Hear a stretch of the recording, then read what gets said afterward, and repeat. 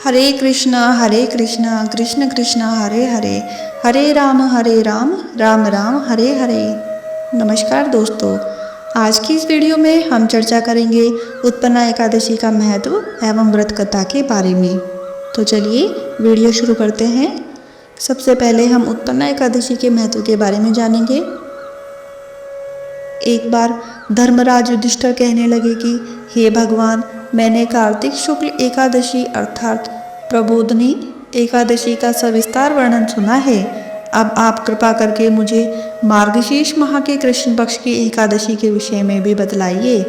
इस एकादशी का क्या नाम है तथा इसके व्रत का क्या विधान है, इसकी विधि क्या है, इसका व्रत करने से किस फल की प्राप्ति होती है, कृपया यह सब विधान पूर्वक कहिए। भगवान श्री कृष्ण बोले, मार्गशीर्ष माह में कृष्ण पक्ष में आने वाली इस एकादशी को उत्पन्ना एकादशी कहा जाता है।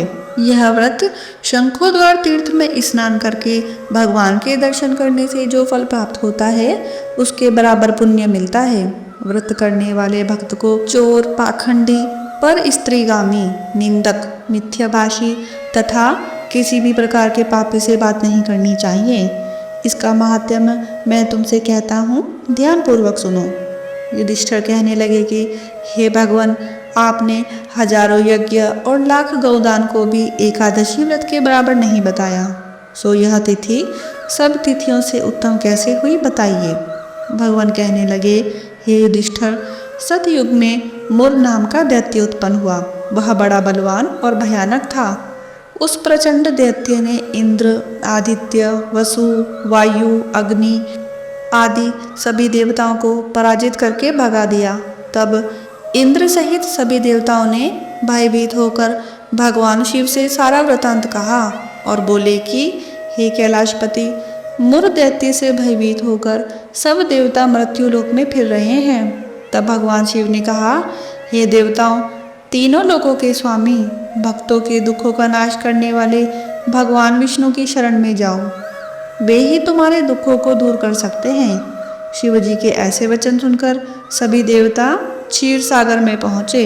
वहाँ भगवान को शयन करते देख हाथ जोड़कर उनकी स्तुति करने लगे कि हे देवताओं द्वारा स्तुति करने योग्य प्रभु, आपको बारंबार नमस्कार है।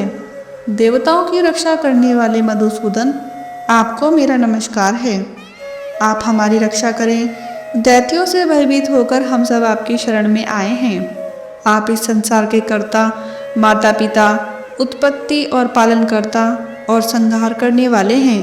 सबको शांति प्रदान करने वाले हैं। आकाश और पाताल भी आप ही हैं। सबके पितामह ब्रह्मा, सूर्य, चंद्र, अग्नि, सामग्री, होम, आहुति, मंत्र, तंत्र, जप, यजमान, यज्ञ, कर्म, कर्ता, भोक्ता भी आप ही हैं। आप सर्वव्यापक हैं। आपके सिवा तीनों लोकों में चर तथा अचर कुछ भी नहीं है। हे भगवान, दैत्यों ने हमको जीतकर स्वर्ग से भ्रष्ट कर दिया है और अब हम सब देवता इधर उधर भागे भागे फिर रहे हैं। आप उन दैत्यों से हम सब की रक्षा करें। इंद्र के ऐसे वचन सुनकर भगवान विष्णु कहने लगे कि हे इंद्र, ऐसा मायावी दैत्य कौन है जिसने सब देवताओं को जीत लिया है? उसका नाम क्या है? उसमें कितना बल है और किसके आश्रय में है तथा उसका स्थान कहाँ है? यह सब मुझसे कहो।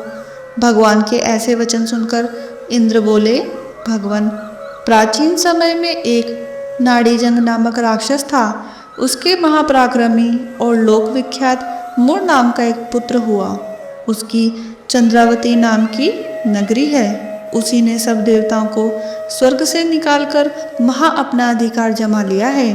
उसने इंद्र, अग्नि, वरुण, यम, वायु, ईश, चंद्रमा आदि सबके स्थान पर अधिकार कर लिया है। सूर्य बनकर स्वयं ही प्रकाश करता है, स्वयं ही मेघ बन बैठा है और सबसे अजय है। हे असुर निकंदन, उस दुष्ट को मारकर देवताओं को अजय बनाइए। यह वचन सुनकर भगवान ने कहा, हे देवताओं, मैं शीघ्र ही उसका संहार करूंगा। तुम चंद्रावती नगर में जाओ।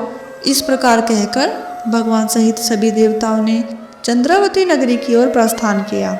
उस समय जब दैत्य मुर सेना सहित युद्ध भूमि में गरज रहा था, उसकी भयानक गर्जना सुनकर सभी देवता भय के मारे चारों दिशाओं में भागने लगे।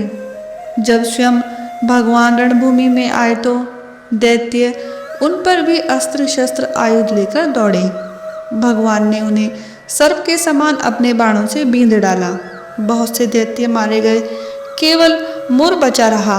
वह अविचल भाव से भगवान के साथ युद्ध करता रहा। भगवान जो भी तीक्ष्ण बाण चलाते, वह उसके लिए पुष्प सिद्ध होता। उसका शरीर छिन्न भिन्न हो गया, किंतु वह लगातार युद्ध करता रहा। दोनों के बीच मल्ल युद्ध भी हुआ। 10,000 वर्ष तक उनका युद्ध चलता रहा, किंतु मुर नहीं हारा। थककर भगवान बद्री का आश्रम चले गए। वहाँ हेमवती नामक सुंदर गुफा थी। उसमें विश्राम करने के लिए भगवान उसके अंदर प्रवेश कर गए। वह गुफा 12 योजन लंबी थी और उसके एक ही द्वार था। विष्णु भगवान वहाँ योग निद्रा की गोद में सो गए। मुर भी पीछे पीछे आ गया और भगवान को सोया देखकर मारने के लिए उद्यत हुआ। तभी भगवान के शरीर से उज्जवल कांतिमय रूप वाली देवी प्रकट हुई। देवी ने राक्षस मुर को ललकारा, युद्ध किया और उसे तत्काल मौत के घाट उतार दिया। श्री हरि जब योग निद्रा की गोद से उठे तो सब बातों को जानकर उस देवी से कहा कि आपका जन्म एकादशी के दिन हुआ है, अतः आप उत्पन्ना एकादशी नाम से पूजित होंगी। आपके भक्त वही होंगे जो मेरे सच्चे भक्त हैं। बोलिए श्री हरि भगवान की जय, माता महालक्ष्मी की जय, एकादशी माता की जय। आशा करती हूँ कि मेरी यह वीडियो आप सभी को पसंद आई होगी। अगर आपको मेरी यह वीडियो पसंद आई है तो आप इसको लाइक करें, शेयर करें और मेरे चैनल को सब्सक्राइब करना ना भूलें। धन्यवाद।